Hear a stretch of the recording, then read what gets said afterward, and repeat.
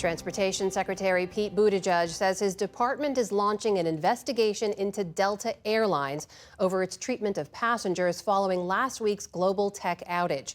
Authorities will look at whether the airline has been complying with laws around flight delays and cancellations.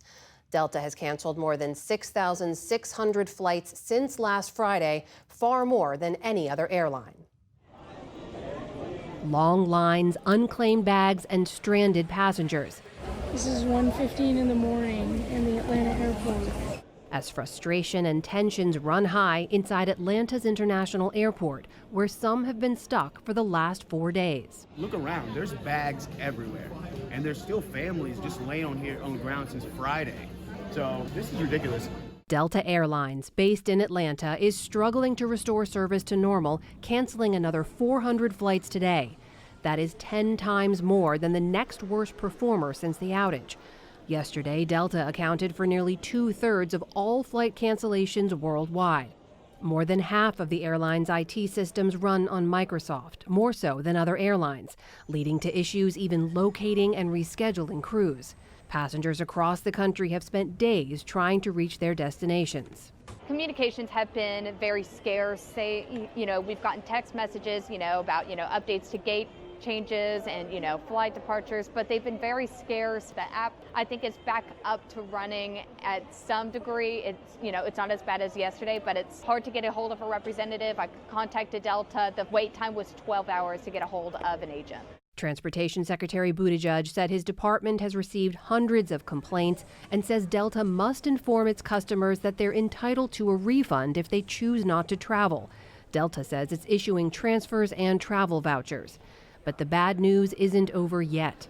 Delays and cancellations are expected for several more days. Also today, federal aviation authorities are looking into Southwest Airlines after a series of safety-related incidents. Most recently, a jet flying as low as 150 feet over water while still miles away from its destination of Tampa Bay Airport. In a statement, the agency said, quote, "The FAA has increased oversight of Southwest Airlines to ensure it's complying with federal safety regulations." Southwest said today it is cooperating with the FAA investigation. New Jersey Senator Bob Menendez will resign on August 20th.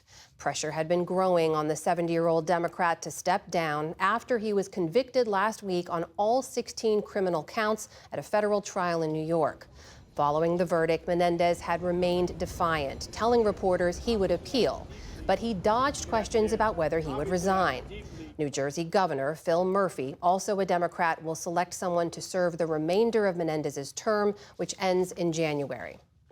Thousands of people have evacuated Canada's Jasper National Park to escape wildfires threatening the area. Blazes are burning on both sides of the town of Jasper in the Canadian Rockies. Authorities gave residents and park visitors 5 hours to clear out overnight. Evacuees say they fled west through smoke and ash, hitting bumper-to-bumper traffic at times. By day, eyewitness video captured flames consuming trees and smoke billowing into the sky. Local officials in Ethiopia said today that at least 229 people have died in recent mudslides triggered by heavy rains. Children and pregnant women were among the victims in a remote part of the country's south. Many of the victims were killed on Monday morning as they tried to help survivors of a mudslide from a day earlier. At least 5 people have been pulled out alive.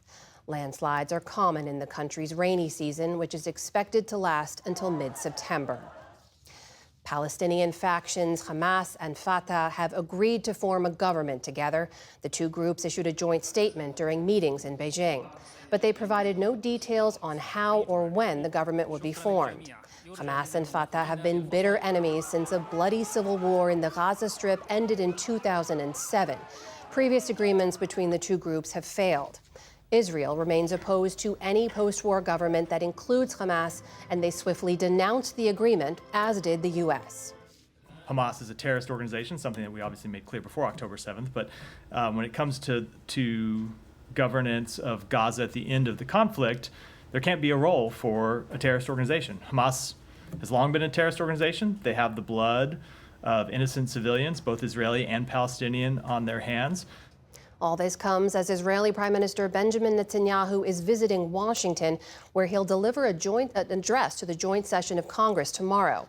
Then on Thursday, he'll meet with President Biden at the White House, as well as with former President Donald Trump at his Mar-a-Lago estate in Florida.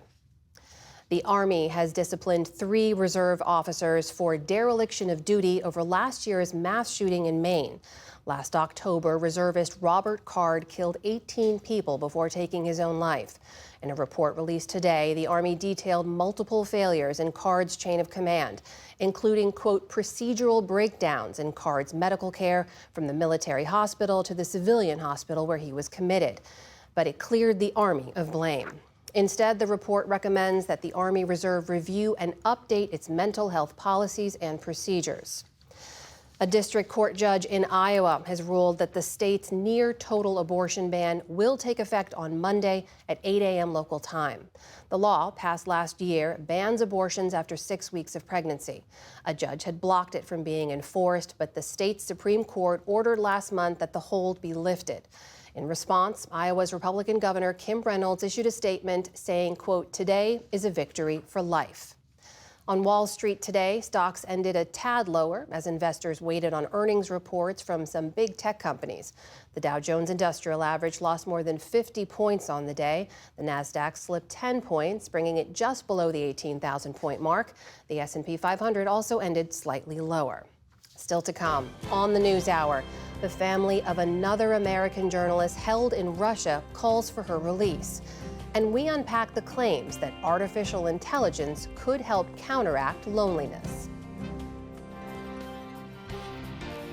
This is the PBS NewsHour from WETA Studios in Washington and in the West from the Walter Cronkite School of Journalism at Arizona State University.